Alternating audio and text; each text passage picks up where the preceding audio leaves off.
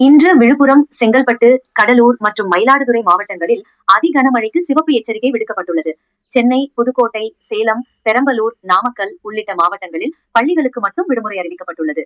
மேலும் கடலூர், விழுப்புரம், செங்கல்பட்டு, தஞ்சாவூர், கள்ளக்குறிச்சி, மயிலாடுதுறை, திருவாரூர், திருவள்ளூர், ராணிப்பேட்டை, சிவகங்கை, காஞ்சிபுரம், திருச்சி மாவட்டங்களில் பள்ளி, கல்லூரிகளுக்கு விடுமுறை அளிக்கப்பட்டுள்ளது.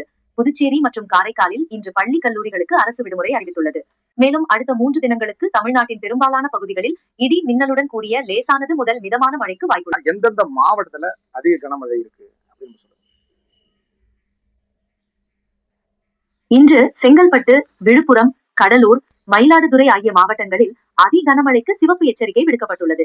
தஞ்சாவூர், திருவாரூர், நாகப்பட்டினம், புதுக்கோட்டை மற்றும் காரைக்கால் ஆகிய பகுதிகளிலும் கனமழை பெய்யக்கூடும் என்று வானிலை ஆய்வு மையம் தெரிவித்துள்ளது.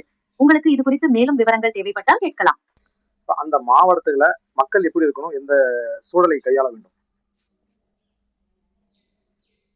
அதிக கனமழை பெய்யக்கூடிய மாவட்டங்களில் மக்கள் பாதுகாப்பாக இருக்க வேண்டியது மிகவும் அவசியம். சில முக்கிய அறிவுரைகள்: 1. அத்தியாவசிய தேவையின்றி வெளியே செல்ல வேண்டாம். 2. தாழ்வான பகுதிகளில் வசிப்பவர்கள் பாதுகாப்பான இடங்களுக்கு மாறிவிடுங்கள். 3. மின் இணைப்புகள், எரிவாயு இணைப்புகள் போன்றவற்றில் கவனம் தேவை.